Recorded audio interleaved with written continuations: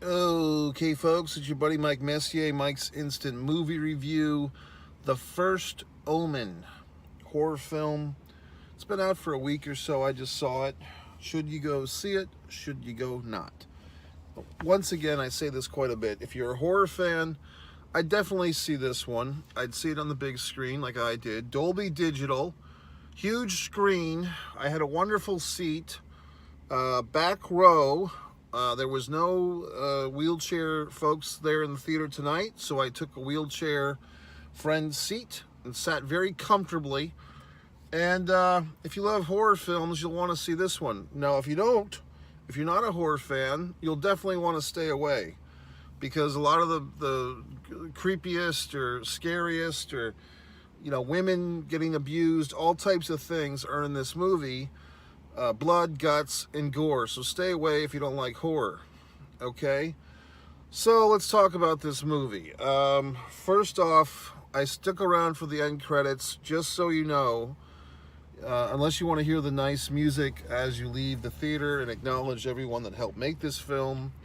Probably, 500 or 1,000 people contributed in one way or another on the end credits.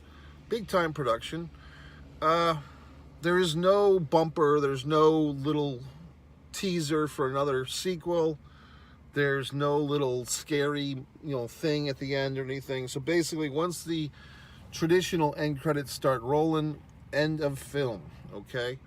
So I stuck around for you fellows and women, if there's any women watching, for that. Also, one thing I noticed, the end credits, the original Omen film apparently was released in 1976.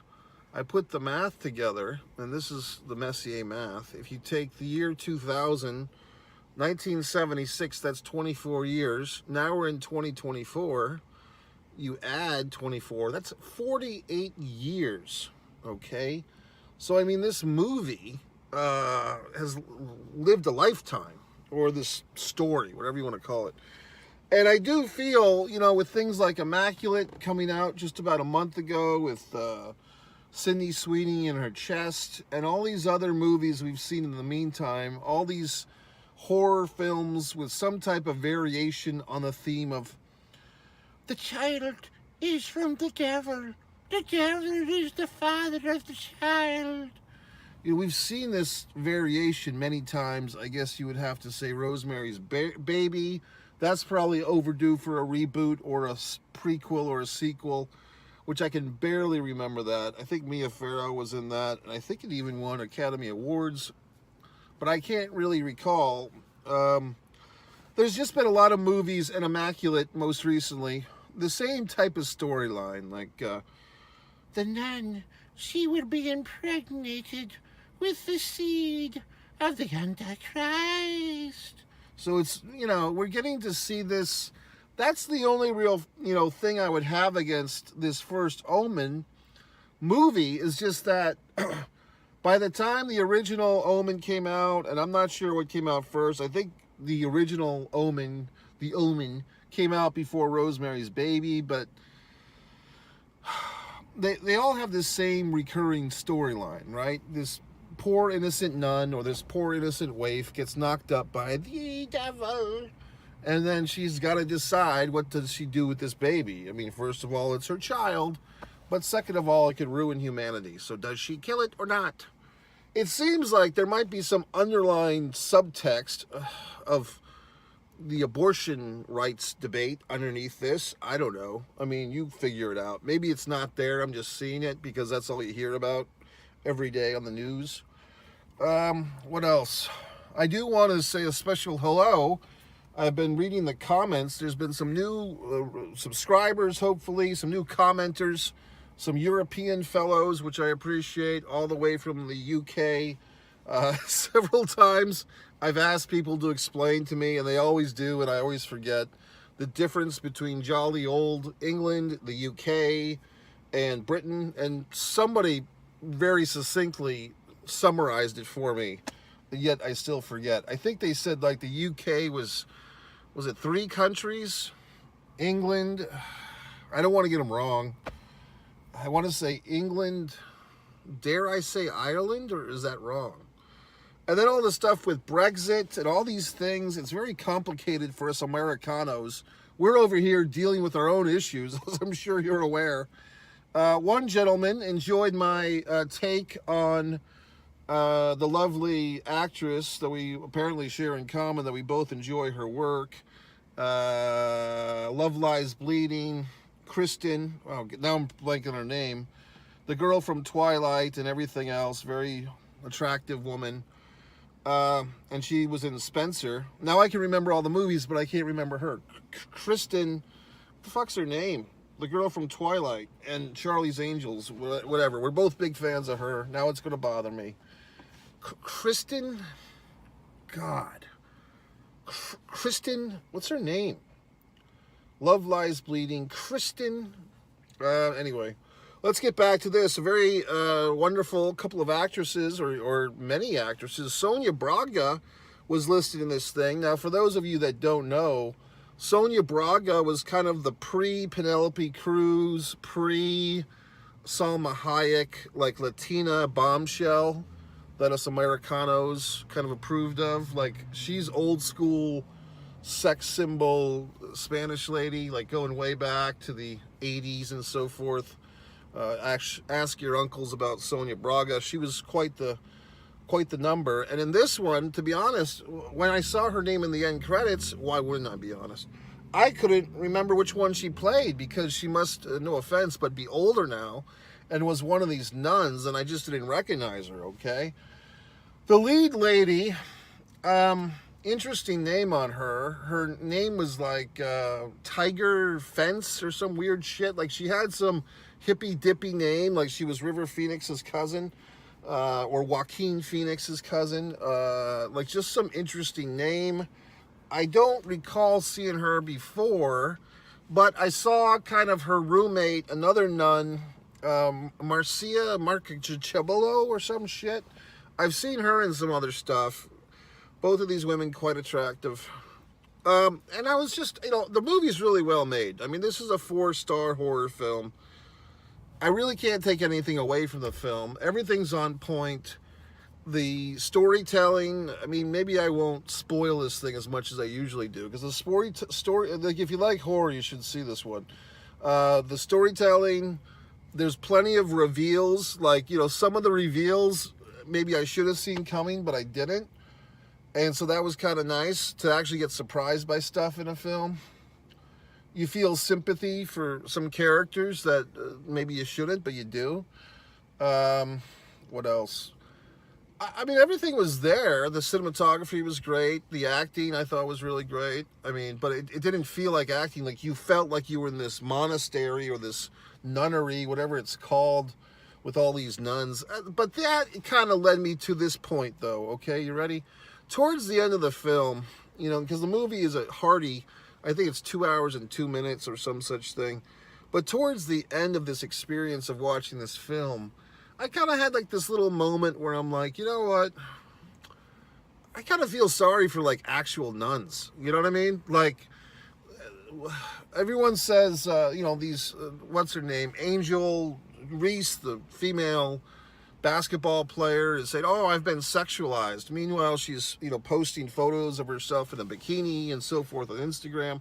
So that's like the big thing now. Like, you can sexualize yourself. You can put yourself in bikini shots and thongs and all these other wonderful things. But then you get to complain that you're being sexualized. Well, a nun, real life nuns, not these Hollywood movie nuns, but real life nuns, they're not sexualizing themselves. They're not mystifying themselves or whatever the fucking themselves. They're not horrifying themselves. They're just being nuns. You know what I mean? Now look, we can sit there and debate about this and say, should they be nuns? Should they not be nuns?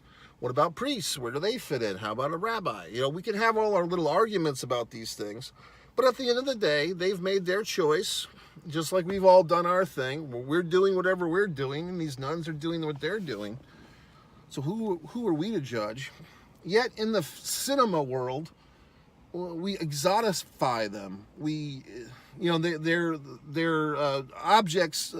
Typically, these nuns in the horror films it's like basically you want to fuck them. You know what I mean? Like, because they're always like hot young nuns that are giving up their sexuality in order to serve God. And as the male audience member, we're like, what a waste.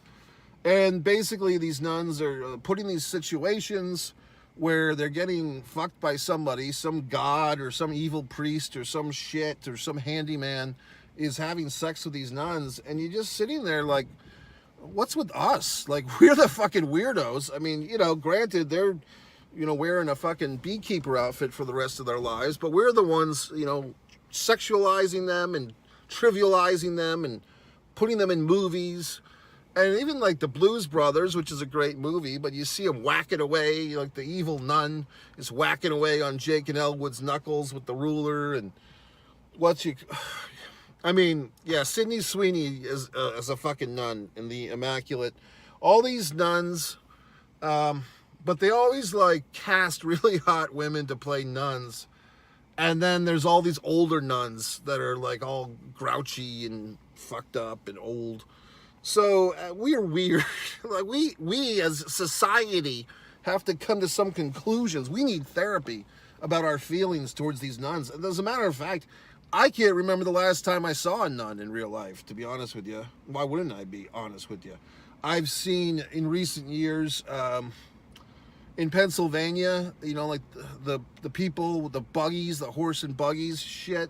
I've seen that. I've gone to an Amish market where the kids are like 12 and they're fucking selling you food and stuff. I've seen all these wonderful things. I was somewhere in Florida last year and I saw a little person, you know what I mean? I saw a little person in Texas, a ticket taker as a matter of fact. I've got a whole weird thing about that, like just to myself, but also to you.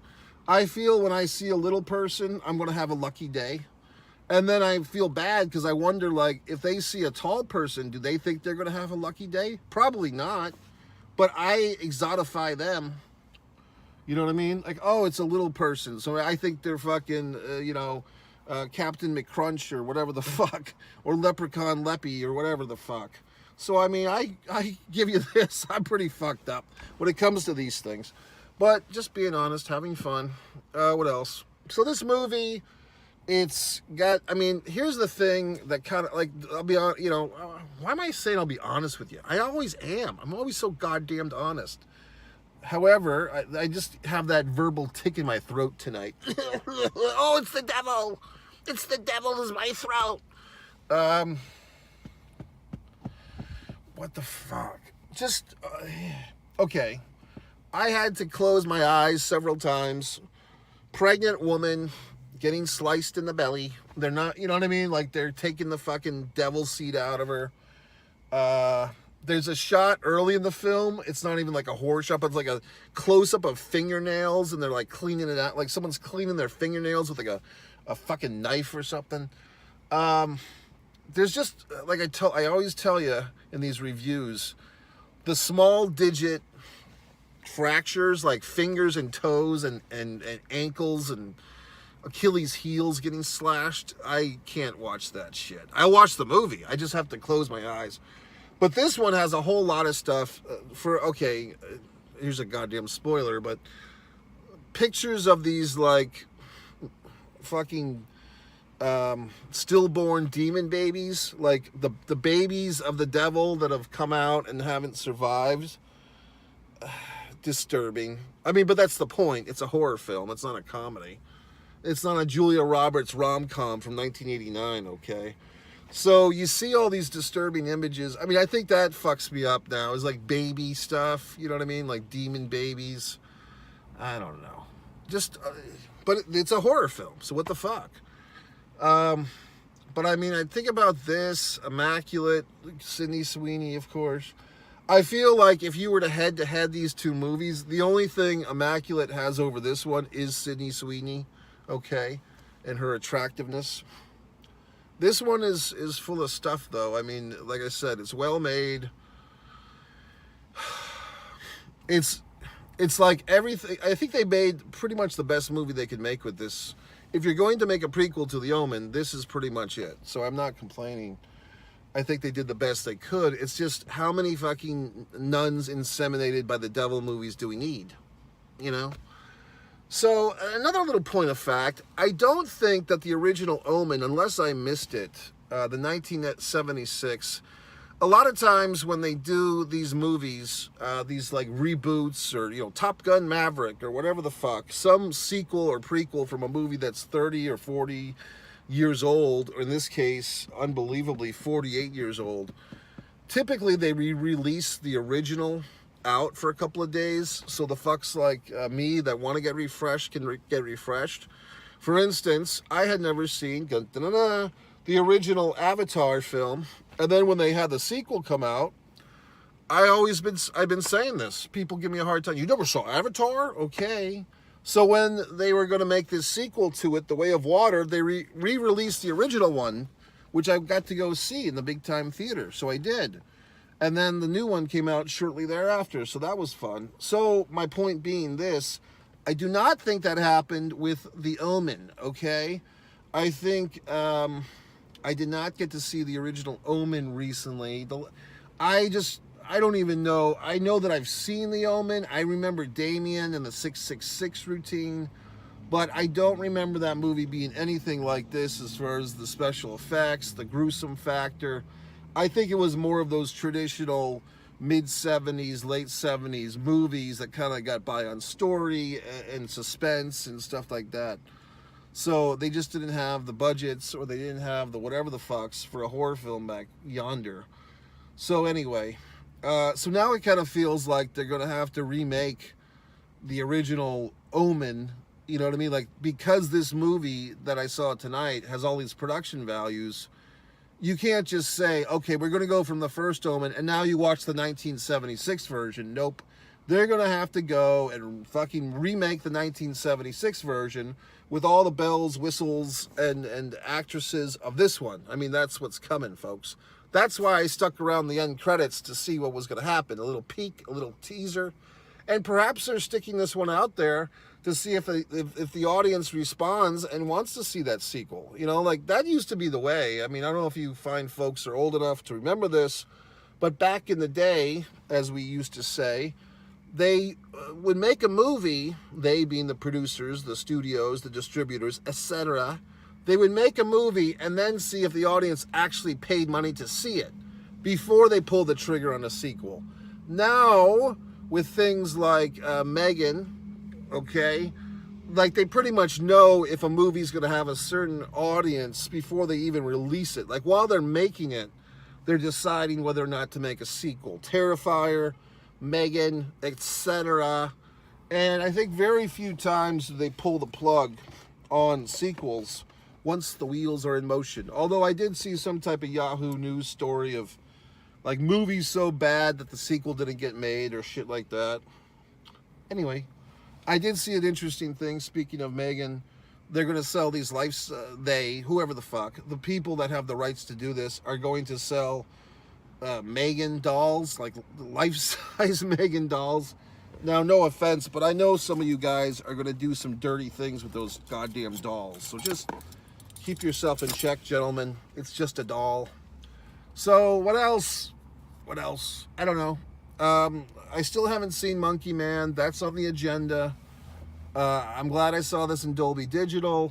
Once again, thanks to all these new subscribers, new European friends who are checking in.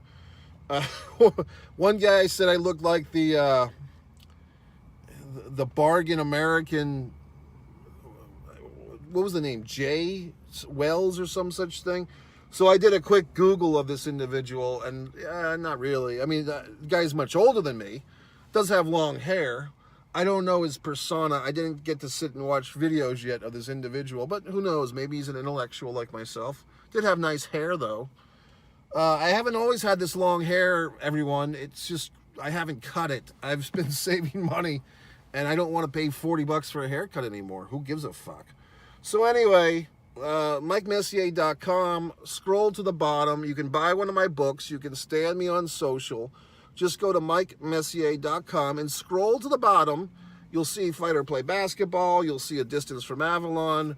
If you want to see my acting, Seduction of Distance, One Man and a Camera Films, yes, I make films, so on and so